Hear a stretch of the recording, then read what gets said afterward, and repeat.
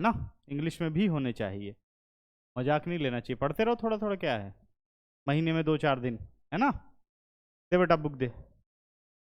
तो हमने basic concept में मेरे ख्याल से कंप्लीट कर लिया था, ये मैंने इवेल्युएशन सिखा दिया था, ये सारे कंप्लीट हो गए थे। दो चीज़ें हमें और करनी है, area of triangle and area of parallelogram, ठीक है ना।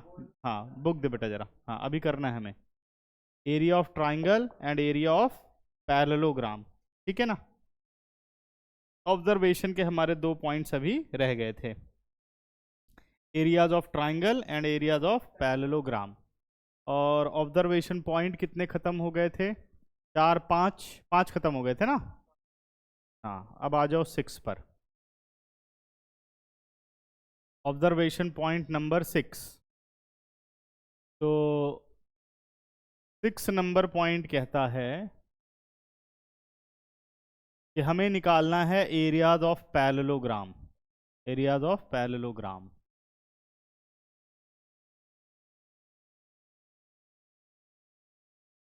ठीक है, एक पैरेललोग्राम का एरिया निकालना है हमें, तो पैरेललोग्राम बना लेते हैं पहले, ठीक है। वैसे पैरेललोग्राम का एरिया मेंसुरेशन की फॉर्म में क्या होता है, कुछ याद है सबको, पता है कुछ। हाँ, A B C D, base into height, base into altitude, क्या होता है area of parallelogram, base into height, ठीक है ना। तो बेस किसी भी एक साइड को हम मानते हैं, और ऑल्टीट्यूड के लिए हम किसी भी वर्टेक्स से उस साइड पर परपेंडिकुलर बना लेते हैं। मान लो ये डीएम हमारे पास ऑल्टीट्यूड हो गया, ठीक है। अब क्वेश्चन में क्रॉस प्रोडक्ट का क्या रोल है, यहां पर हमें 2 एडजेसेंट साइड्स गिवन है इसकी, तो मैं ए को इनिशियल मानता हूं और यहां से मैं डायरेक्शन देता हूं, ए से बी, ए से डी, सही है। मान लो एक साइड वेक्टर ए आपको गिवन है, दूसरी साइड आपको वेक्टर बी गिवन है, बाकी के अपने आप आ जाएंगे, ये वेक्टर बी और वो वेक्टर ए। समझ में आ रहा है। हमें क्या फाइंड आउट करना है, हमें area of parallelogram find out करना है, ठीक है ना। और ये इन दोनों के बीच में एंगल थीटा हम कंसीडर कर लेते हैं, दोनों के बीच में एंगल थीटा कंसीडर कर लेते हैं। तो हम बात करते हैं बेटा डीएम की, किसकी बात कर रहे हैं हम, डीएम की, क्योंकि बेस तो मेरे पास है, बस ऑल्टीट्यूड नहीं है। तो DM upon am, DM upon am कौन सी रेशियो बनेगी, या सॉरी डीएम अपॉन एएम नहीं, हम बनाते हैं क्योंकि ए बी अवेलेबल है हमारे पास। तो डीएम अपॉन ए डी, किसकी बात की हमने, डीएम अपॉन ए डी, जरा देखो, परपेंडिकुलर अपॉन हाइपोटेन्यूज, कौन सा रेशियो बना बेटा, साइन ऑफ थीटा, ठीक है ना। डीएम हमारा एज इट इज रहा, और एडी की वैल्यू क्या हो गई, क्या एडी वेक्टर बी मैग्नीट्यूड हो गया, लेंथ निकालनी पड़ेगी ना, लेंथ से तो कंपेयर कर पाओगे, ठीक है, यही होगा, करेक्ट। अब बढ़ जाते हैं आगे जरा।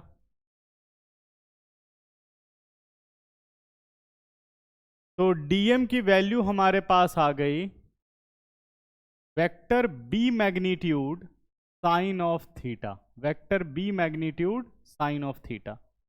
अगर मैं एरिया ऑफ पैरेललोग्राम की बात करूं, तो वो होगा बेस इंटू ऑल्टीट्यूड, बेस हमारा ए बी होगा और ऑल्टीट्यूड हमारा डीएम होगा। ए बी की वैल्यू क्या हो गई, वेक्टर ए मैग्नीट्यूड, और डीएम की वैल्यू क्या हो गई, vector B magnitude sine of theta. यही आ गया area of triangle, vector A magnitude plus vector B magnitude sine theta आ गया। क्या इससे कोई रिजल्ट बनता है, जल्दी बताओ, A cross B whole magnitude, very good, A cross B whole magnitude, ये रिजल्ट बना ना। अगर आप पीछे जाओ, ये देखो हमने यहाँ जब ऑब्जर्वेशन की थी, A cross B whole magnitude is A magnitude B magnitude sine theta, सही है, समझ में आ गया। तो अगर मुझे vector A in component form given हो, vector B in component form given हो और मुझसे पूछा जाए कि भाई ये दोनों किसी भी पैरेललोग्राम की एडजेसेंट साइड है, what is the area of parallelogram. तो इस केस में अगर हम पैरेललोग्राम के एरिया की बात करेंगे तो हम ए क्रॉस बी निकाल लेंगे इस मेथड से, फिर ए क्रॉस बी का मैग्नीट्यूड कर देंगे, वही होगा एरिया ऑफ पैरेललोग्राम। ठीक है, देखो ये फॉर्मूला समझ में आ गया बेटा, ए क्रॉस बी मैग्नीट्यूड, यही है एरिया ऑफ पैरेललोग्राम आ गया। अब मान लो पेपर में क्वेश्चन आया vector A is i cap j cap k cap, vector B is i cap minus j cap और k cap, these two are the adjacent sides of parallelogram, what is the area of parallelogram. तो हमने क्या करना है, A cross B निकालना है। कौन से मेथड से, एल्जेब्रिक वे से, डिटर्मिनेंट वाला सिखाया था। आई cap j cap k cap vector ए के कंपोनेंट, वेक्टर बी के स्केलर कंपोनेंट लिख लिए, डिटर्मिनेंट को सॉल्व कर लिया, एक वेक्टर आ गया ए क्रॉस बी, अब उसका मैग्नीट्यूड निकाल लिया, तो क्या देगा हमें, एरिया ऑफ पैरेललोग्राम देगा। ठीक है, बात समझ में आ गई। ठीक है ना, ये तो कर चुके हो ना ये वाली बात, तो ये तो पिछले क्लास का काम है ना, ये तो मैं सिर्फ पीछे रिवाइज करवा रहा हूँ। तो A cross B whole magnitude हमारे पास आ गया एरिया ऑफ पैरेललोग्राम। तो this implies area of parallelogram का फॉर्मूला हो गया बच्चों vector A cross B whole magnitude. ठीक है, vector A cross B whole magnitude, ये ध्यान रखना। ठीक है ना, इसी में साथ में एक और डेरिवेशन मैं कराऊंगा, वो भी अभी हम करते हैं। ठीक है ना, अब आ जाओ एरियाज ऑफ ट्राइंगल, सेवेंथ।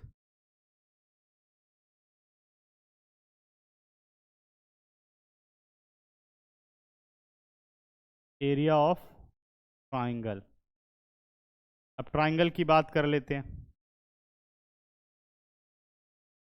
मान लो हमें ट्राइंगल गिवन है ए बी सी। ठीक है, ये हमारे पास ट्राइंगल हो गई, ट्राइंगल ए बी सी।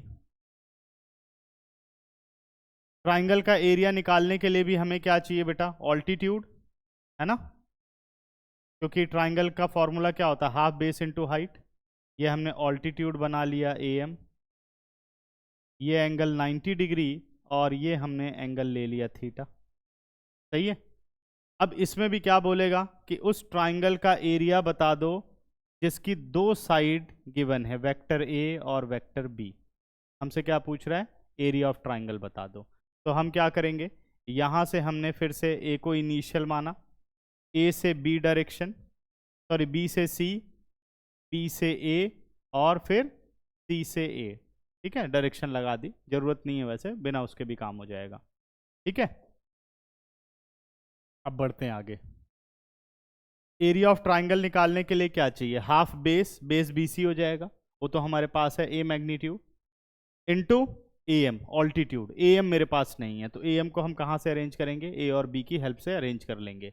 तो हम सेम आते हैं बेटा in triangle A M B, तो यहाँ पे आ गया हमारे पास A M upon A B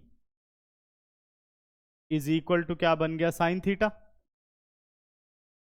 A M हमें फाइंड आउट करना है, ए बी की वैल्यू कितनी है, B magnitude sine of theta. तो ए एम हमारे पास कितना आ गया, B magnitude sine of theta. अगर मैं एरिया ऑफ ट्राइंगल की बात करूं तो ये होगा half base B C into altitude A M, यही होगा ना। हाफ बी सी की वैल्यू कितनी हो गई बेटा, बी सी हमारे पास हो गया ए मैग्नीट्यूड और ए एम कितना हो गया, B magnitude sine of theta. इसके बारे में आप जानते हो, क्या लिख सकते हो इसे, 1/2 vector A cross B whole magnitude. ठीक है, इजी थी डेरिवेशन, समझ में आ गई। ठीक, तो दिस इंप्लाइज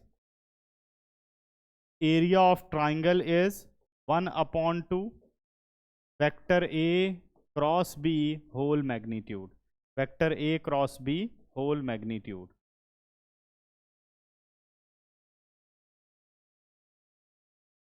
ये हो गया हमारा इसका फॉर्मूला। ठीक है,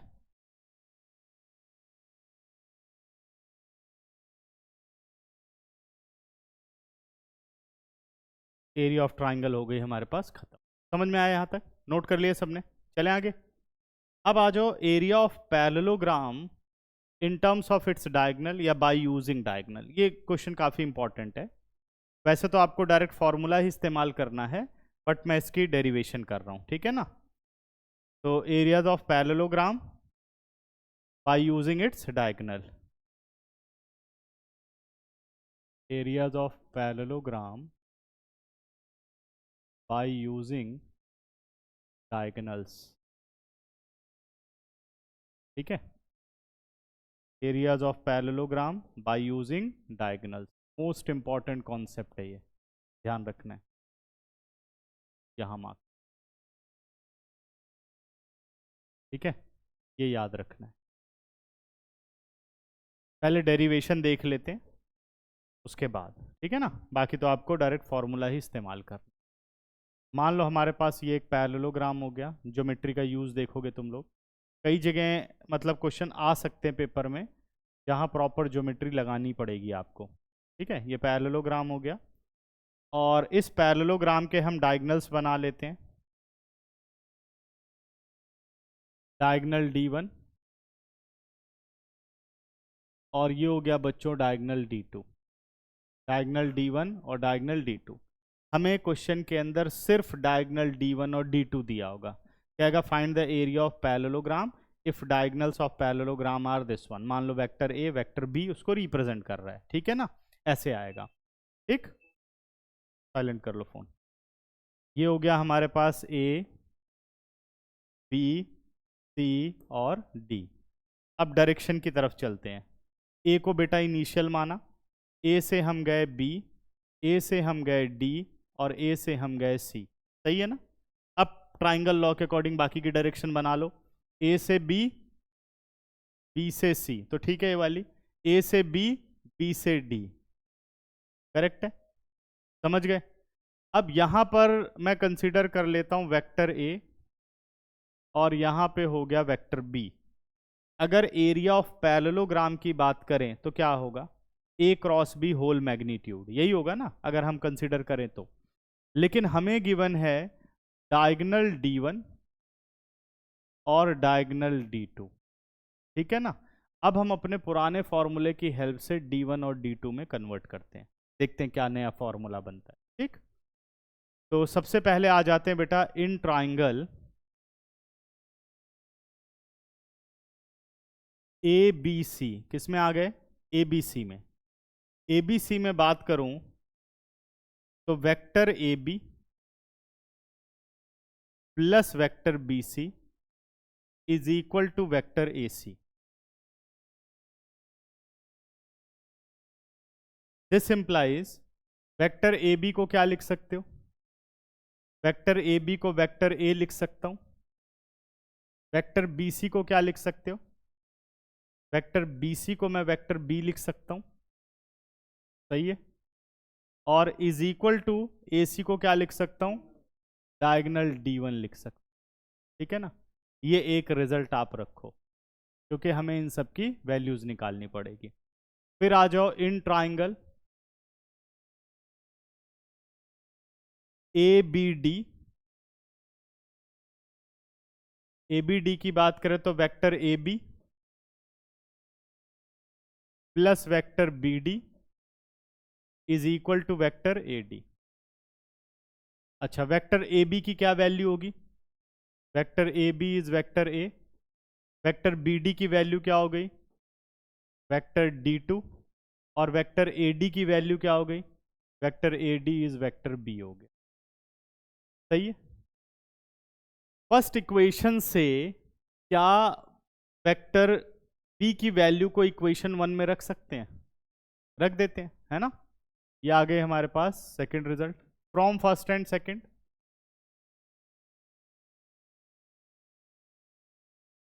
फर्स्ट एंड सेकंड से मैं बात करूं तो हमारे पास आ गया vector A plus vector A plus D2 is equal to vector D1, क्या ठीक है ये, सही है ना।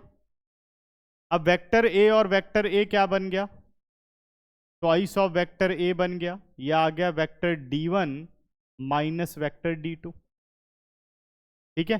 तो वेक्टर ए की क्या वैल्यू आ गई? वेक्टर ए की वैल्यू आ गई 1/2 of vector d1 minus vector d। सही है। अब ए की वैल्यू को पुट कर देते हैं इक्वेशन नंबर 2 में और बी निकाल लेते हैं। Put vector A in equation number 1। तो ए की जगह आ गया 1/2 vector d1 minus vector d2 plus vector d2 is equal to vector B. ठीक है ना, कुछ प्रॉब्लम तो नहीं, इजी है, वैल्यूज ही रखते जा रहे हैं बस। अब ब्रैकेट को खोल लेते हैं। यह आ गया 1/2 of vector d1 minus 1/2 of vector d2 plus vector d2 is equal to vector B. Half d2 और d2 सॉल्व किया तो क्या बच गया बेटा? 1/2 d1 plus 1/2 d2 vector B हो गया। अब यहां से हाफ कॉमन ले लेते हैं तो अंदर क्या रह गया? d1 plus d2 is equal to vector B. तो हमें वेक्टर ए मिल गया है और वेक्टर बी मिल गया है। वेक्टर ए मिल गया है और वेक्टर बी मिल गया है। किसकी फॉर्म में? डायगोनल्स की फॉर्म में, d1 और d2 की फॉर्म में। ठीक है ना, ये देखो। ठीक है यहां तक। अब मुझे क्या चाहिए? एरिया ऑफ पैरेललोग्राम चाहिए, है ना। क्या निकालना है हमें? Areas of parallelogram.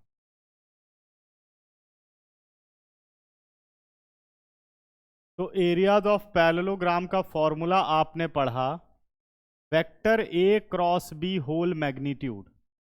तो vector A cross B magnitude लगाऊं तो ए की जगह आ रहा है 1/2 vector d1 minus d2।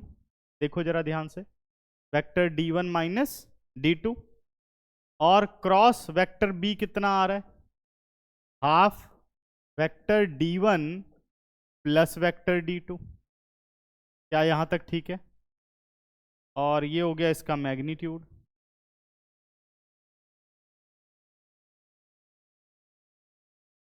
Cross और ये हो गया मैग्नीट्यूड। सही है।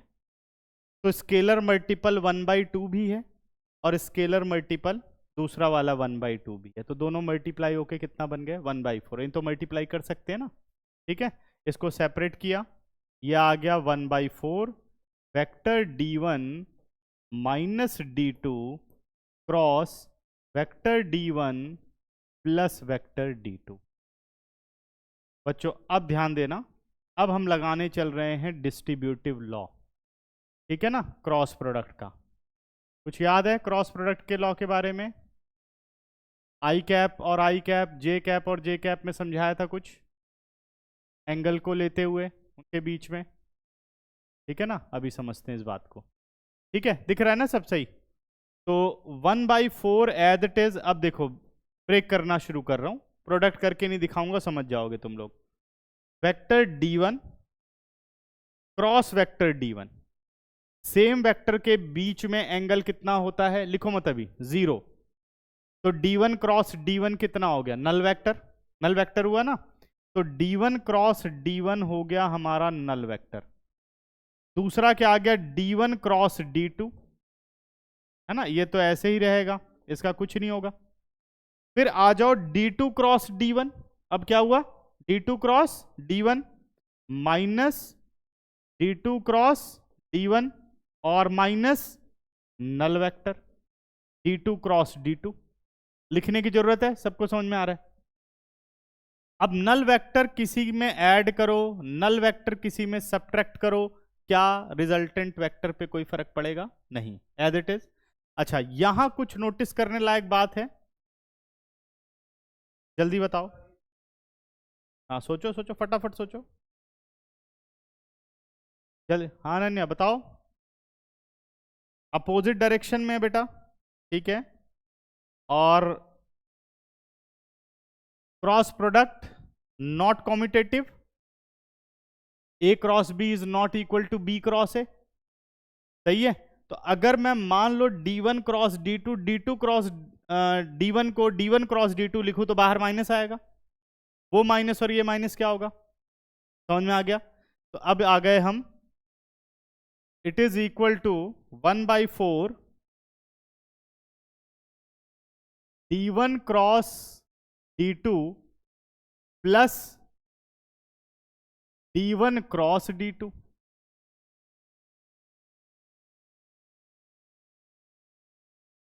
सही चल रहा है?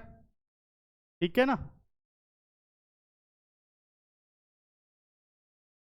अभी समझो बच्चों, 3 नंबर के लिए मान लो प्रूफ के लिए आ जाए तो ऐसे करना है सारा ये, और बाकी ये एमसीक्यूज में भी आता है, तो फिर आपको सीधा फॉर्मूला ही लगाना होगा जो अभी हम सीखेंगे। अच्छा, अब इसको सिंप्लीफाई करूं तो ये दोनों सेम है, ऐड करूं तो कितना हो गया? Twice of d1 cross d2 whole mod 2 to the 4। This implies area of parallelogram is equal to 1/2 modulus of d1 cross d2। हो गया फॉर्मूला कंप्लीट। क्या समझ में आया सबको? ये हमारे पास इसका पूरा फॉर्मूला हो गया। ठीक है,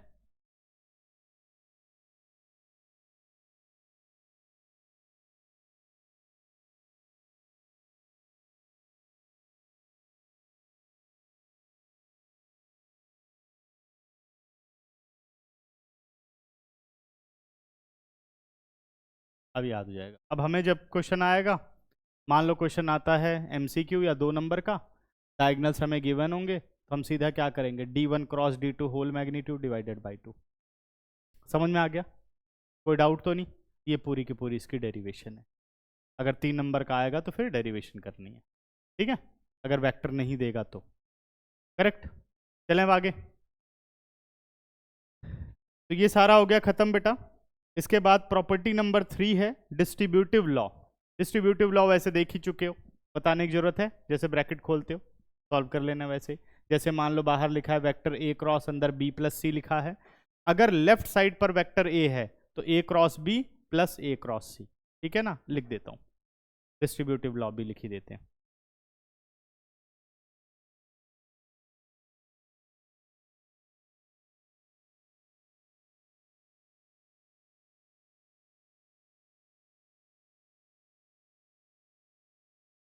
पहला केस है हमारे पास, मान लो vector A cross vector B plus C, मतलब लेफ्ट साइड पर।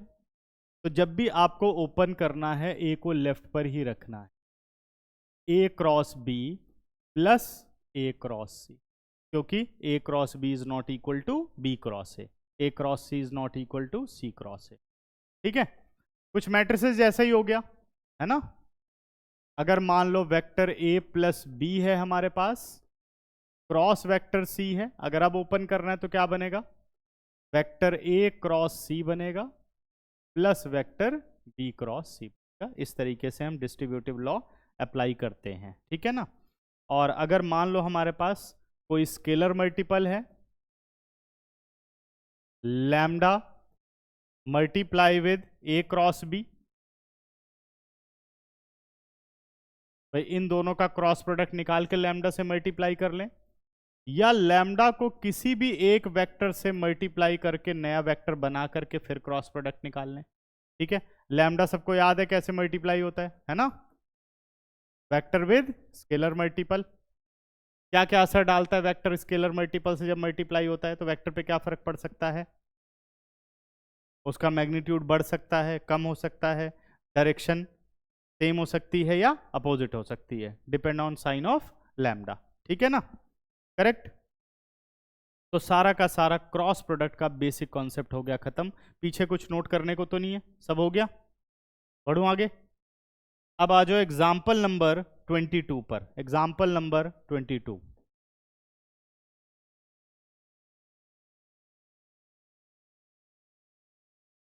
एग्जाम्पल नंबर 22 कहता है find vector A cross B magnitude. क्या निकालना है मुझे? Vector A cross B magnitude find out करना है। और वेक्टर ए हमें गिवन है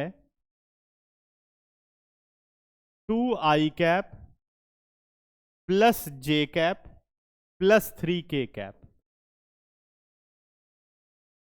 और वेक्टर बी गिवन है बेटा, वेक्टर बी गिवन है 3i cap plus 5j cap minus 2k cap, 3i cap plus 5j cap और माइनस 2k कैप। ठीक है, तो पहले निकाल लेते हैं a क्रॉस b। क्या कॉन्सेप्ट लगेगा? i कैप, j कैप और k कैप। पहला रो हो गया a का 2 1 3, दूसरा क्या हो गया 3 5 माइनस 2। ये देखो, अब इसको एक्सपेंड करूं तो कैसे करेंगे? फर्स्ट रो के अलोंग कर दो आई कैप, जिस कॉलम में उसे हटा दो और जिस रो में उसे हटा दो, मतलब डिटर्मिनेंट। तो -2 -15 minus j cap into column और रो चला गया -4 -9 प्लस के कैप इंटू, देखो जरा, प्लस के कैप इंटू 10 -3। आंसर बन गया बच्चों -17 आई कैप प्लस 13 जे कैप और प्लस 7 के कैप। ये हमारे पास ए क्रॉस बी आ गया है ना। अब मुझे निकालना है ए क्रॉस बी मैग्नीट्यूड।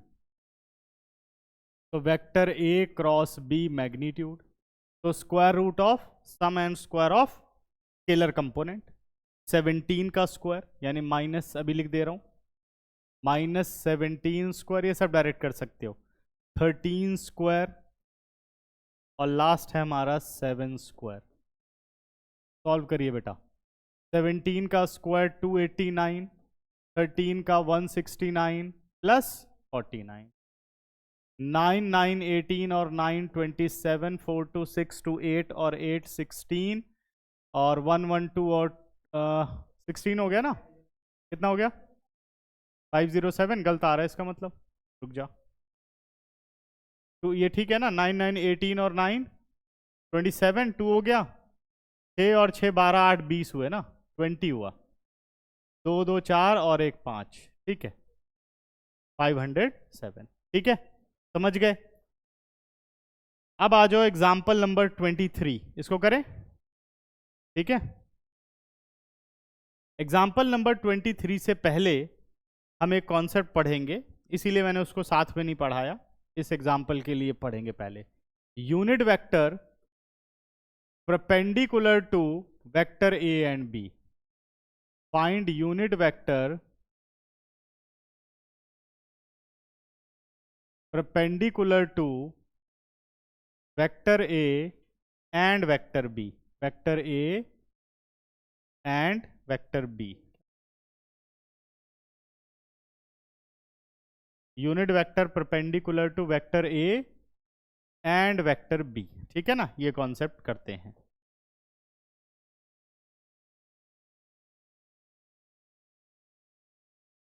तो ये हो गया बच्चों हमारे पास वेक्टर ए, ये हो गया हमारे पास वेक्टर बी, ठीक है, या इसको ऐसे कर लेते हैं, ये हो गया हमारा वेक्टर ए, ये हो गया हमारा vector B. Unit vector perpendicular to both the vector,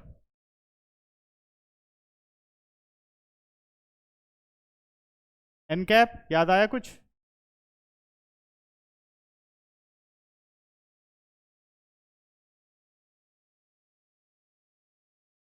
और माइनस एन कैप। क्या दो वेक्टर दोनों तरफ से परपेंडिकुलर होते हैं ना, पहली फिगर पढ़ाई थी ना, एन कैप और माइनस एन कैप, मतलब ये वेक्टर परपेंडिकुलर है, ये और ये देखो, तो इधर डायरेक्शन जाएगी तो क्या लिखोगे? एन कैप, इधर जाएगी तो माइनस एन कैप। जब वो कहेगा find unit vector perpendicular to vector A and B, या कुछ अपनी तरफ से वेक्टर बनाने को कह दे, तो इसका मतलब हमें ये एन कैप फाइंड आउट करना है। क्या फाइंड आउट करना है? एन कैप, ठीक है ना। इन दोनों वेक्टर के बीच में क्या एंगल है? थीटा, सही है। क्या फॉर्मूला आप लोगों ने पढ़ा, कुछ याद है? कि A cross B, vector A cross B क्या होता है? A magnitude B magnitude sine theta n cap. Vector A cross B होता है बच्चों A magnitude B magnitude sine theta n cap. हमें क्या निकालना है? एन कैप निकालना है, ये निकालना ना। तो this implies N cap is equal to vector A cross B upon vector A magnitude B magnitude sine of theta. तो ये कुछ कहता है, एन कैप हो गया vector A cross B upon A cross B magnitude. अब मान लो दो, अब देखो unit vector perpendicular to vector, unit vector in direction of a vector. याद आया कुछ? अगर वेक्टर ए की डायरेक्शन में एक यूनिट वेक्टर निकालना हो तो क्या करते थे? Vector A upon A magnitude. याद आया है ना? अभी क्या बोल रहा है? Unit vector perpendicular to vector, तो क्या करना पड़ेगा? ए क्रॉस बी निकालोगे और ए क्रॉस बी मैग्नीट्यूड निकाल के दोनों डिवाइड कर दो, आ गया आंसर। इसकी डेरिवेशन समझ गए? ठीक है, लेकिन यहां पर दोनों तरफ से है, एन कैप भी है माइनस एन कैप भी है, तो इसलिए आपका जो मेन फॉर्मूला बनेगा वो बनेगा N cap is equal to plus minus vector A cross B upon A cross B magnitude. क्या बच्चों समझ में आया? क्लियर है? ठीक है ना? ये हमारा मेन फॉर्मूला बनके तैयार हो गया, unit vector perpendicular to vector.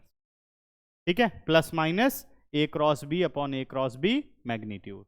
ठीक है, चलें अब देखो example number 23, most important concept है ये। एग्जाम्पल नंबर 23 पर आते हैं।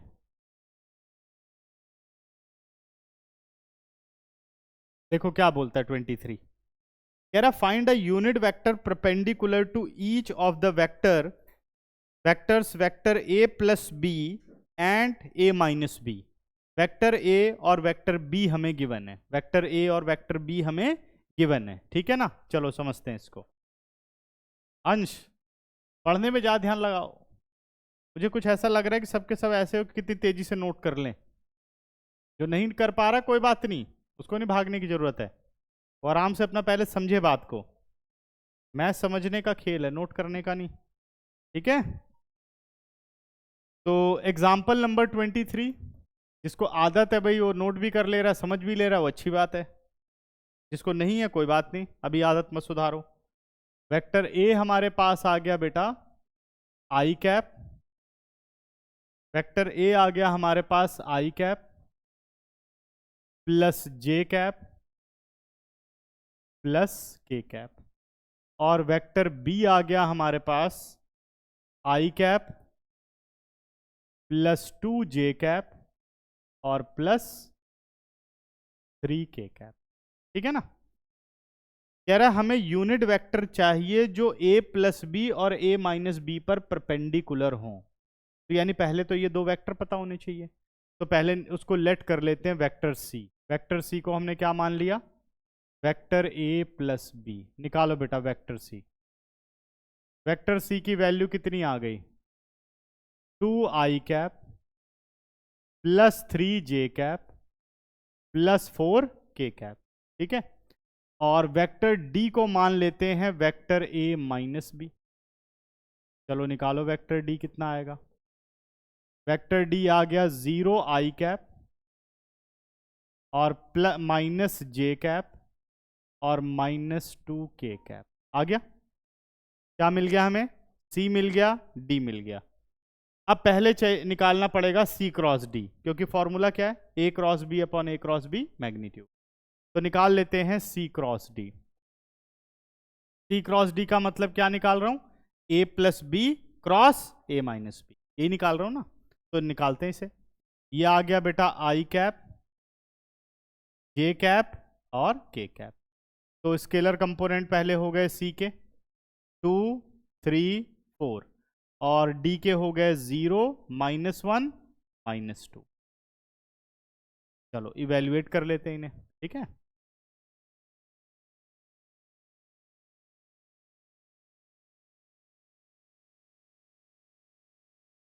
दिख रहा है ना सबको?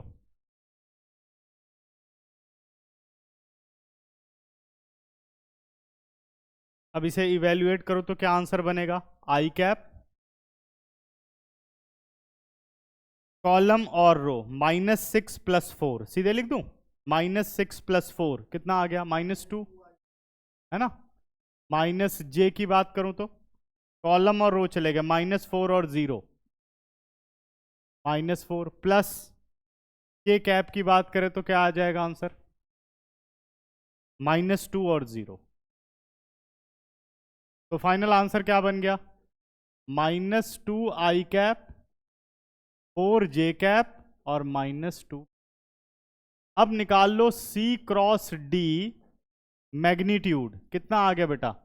4 16 4 कितना बन गया? √24। 4 6 24 यानी 2√6 हो गया। ठीक है, unit vector perpendicular to vector C and vector D तो इज इक्वल टू क्या होगा? C cross D upon C cross D magnitude और बाहर प्लस माइनस। ठीक है ना। तो फाइनल आंसर मैं यहां लिख देता हूं। तो हमारा आंसर बन के आ गया दिस इंप्लाइज या is equal to plus minus value देखो बच्चों, C क्रॉस D कितना आया है? -2 आई कैप प्लस 4 जे कैप -2 के कैप डिवाइडेड बाई 2√6। ठीक है ना, इसी को आगे बढ़ा रहा हूं। अब एलसीएम को कर दिया सेपरेट, +-2 से 2 कट गया, -1 अपॉन √6 आई कैप +2 अपॉन √6 जे कैप और -1 अपॉन √6 के कैप। देखो ध्यान से, प्लस माइनस ओपन कर दो तो पहला बन जाएगा -+1/√6 आई कैप, दूसरा +-2/√6 जे कैप, तीसरा माइनस प्लस। साइन समझ में आ रहा है क्यों चेंज हो रहा है? क्योंकि माइनस है। देखो अगर मैं ब्रैकेट खोलता हूं बच्चे तो plus minus multiply with minus तो बन गया माइनस प्लस, क्योंकि minus into plus minus, minus into minus plus, तो इसको कहेंगे हम माइनस प्लस। कोई बात नहीं, स्टेप मान ले एक ऑप्शन आ जाए तो थोड़ा मैनेज करना पड़ेगा, देखना पड़ेगा कि इसमें से कौन सा दिया है उसने। ठीक है, तो ओपन करना ही पड़ेगा। ठीक है, समझ गए? तो ये ध्यान रखना है सब। करेक्ट। तो ये हो गया क्वेश्चन खत्म। इसने तो सिर्फ पॉजिटिव वाला दिया, बाद में समझाया कि आप नेगेटिव भी ले सकते हो। ठीक है, इसके बाद बेटा एग्जाम्पल नंबर 24 कह रहा है find the area of a triangle having point this this and that as its vertices. ठीक है, चलें आगे, नोट कर लो जल्दी से नोट।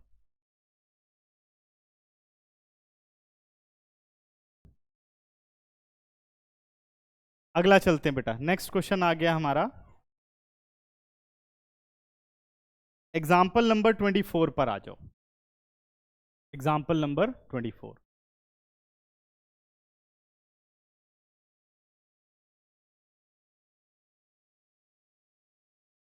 ट्वेंटी फोर्थ एग्जाम्पल कहता है कि find the area of triangle having points A11, B123 और C231 and its vertices as its vertices. हमें इसका क्या निकालना है? हमें इसका एरिया निकालना है। ठीक है, तो ये हमारे पास हो गई ट्राइंगल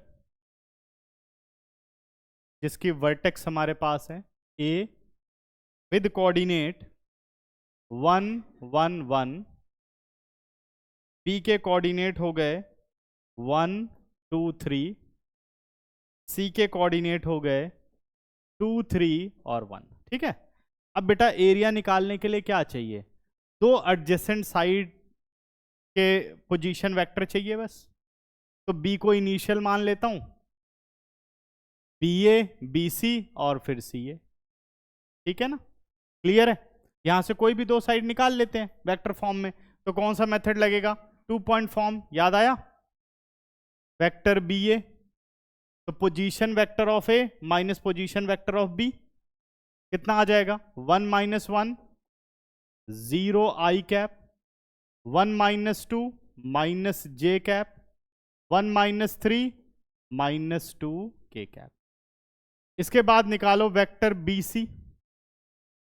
वेक्टर BC क्या होगा? C माइनस बी, 2 माइनस 1 आई cap, 3 minus 2 plus J cap, 1 minus 3 minus 2 के कैप। बात क्लियर हो गई? अब एरिया निकालने के लिए हमें इन दोनों का क्रॉस प्रोडक्ट निकालना पड़ेगा। तो निकाल लेते हैं वेक्टर BA, मतलब कोई जरूरी नहीं ए और बी लिखने की जरूरत है, सीधे साइड का भी इस्तेमाल कर सकते हो। Vector BA cross vector BC। तो BA हमारे पास हो गया आई, पहले आई कैप, जे कैप और के कैप, 0 माइनस 1 माइनस 2, इधर आ गया 1 1 और माइनस 2, होल डिटर्मिनेंट। सॉल्व करूं बेटा तो आई कैप इंटू प्लस 2 प्लस 2 4 आई कैप, सही है ना, और minus j cap into 0 plus 2 यानी माइनस 2 जे कैप। के कैप की बात करें तो 0 प्लस 1 प्लस के कैप, ये आ गया हमारे पास। अब मुझे चाहिए vector BA cross vector BC का मैग्नीट्यूड, स्क्वायर रूट 16 4 1। कोई दिक्कत तो नहीं है? सब समझ में आ रहा है ना? रूट 21। अब निकालना बेटा एरिया ऑफ ट्राइंगल ABC, जो कि होगा 1/2 magnitude of vector BA cross vector BC। तो 1/2 रूट 21 स्क्वायर यूनिट्स। चेक करिए आंसर बेटा, आ रहा है? हाँ बच्चे,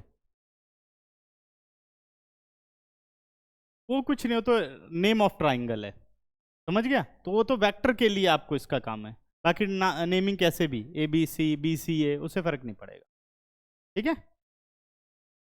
नेक्स्ट बेटा, अगला हमारे पास आता है example number 25। Find the area of parallelogram whose adjacent sides are given by the vector. Parallelogram का एरिया निकालना है और उस पैरेललोग्राम की एडजेसेंट साइड्स हमें एज अ वेक्टर गिवन है, ठीक है? Example number 25। तो हमारे पास एक पैरेललोग्राम है,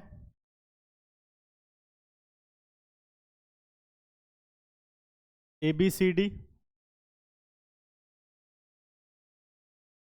ABCD। अब इस पैरेललोग्राम के हमें दो वेक्टर एडजेसेंट साइड के वेक्टर पोजीशन गिवन है। क्या क्या है हमारे पास? वेक्टर A हमें दे रखा है, मान लो एक साइड AB है, तो इसका वेक्टर फॉर्म हमें गिवन है 3 आई cap plus J cap plus 4 के कैप। और AD का सपोज वेक्टर B है, वो आपको गिवन है आई cap minus j cap plus के कैप। यहाँ वर्टेक्स के नहीं बेटा, सीधे साइड्स के ही पोजीशन वेक्टर हमें मिल गए हैं, ठीक है ना, या साइड्स की ही वेक्टर फॉर्म मिल गई है के कैप। तो एरिया ऑफ पैरेललोग्राम क्या होता है? A cross B whole magnitude, formula है। तो सीधा निकालो vector A cross B। Vector A cross B की बात करें तो आई कैप, जे कैप और k cap. 1 A cross B है ना, पहले A लेंगे हम, हाँ, 3 1 4 1 माइनस 1 1 होल डिटर्मिनेंट। ये आ गया आई कैप इंटू, कैसे सीधे कर देता हूँ, कितना आ गया? आई कैप से गया 1 प्लस 4 5 आई कैप, सही है, minus j cap 3 minus 4 minus 1 यानी प्लस जे कैप, और के कैप इधर हो गया, ये गया और ये गया, -3 -1 -4 के कैप। क्लियर है? अब एरिया ऑफ पैरेललोग्राम हो जाएगा A cross B magnitude. A cross B magnitude हो गया बेटा 25 प्लस 1 प्लस 16। कितना आंसर बन गया? 26। और ये कितना? 42। हाँ ठीक है, तो कितना आ गया? Square root 42। चेक करना आंसर आ रहा है, स्क्वायर यूनिट्स, ठीक है? तो सारा का सारा क्रॉस प्रोडक्ट हो गया ख़त्म। 10.4 एक्सरसाइज पूरी की पूरी कंप्लीट करनी है, और आपको एक होमवर्क और मिल रहा है, पूरी की पूरी मिसलेनियस भी कंप्लीट करनी है। समझ गए? कुछ नया नहीं है मिसलेनियस में। हाँ, क्वेश्चन का लेवल थोड़ा डिफिकल्ट हो सकता है। ठीक है, इतना काम करके आओ। संडे 11 से 1 है क्लास। हाँ, पूरी करके लानी है पक्का, तभी हम आगे बढ़ेंगे। ठीक है ना? होमवर्क होना चाहिए। हाँ।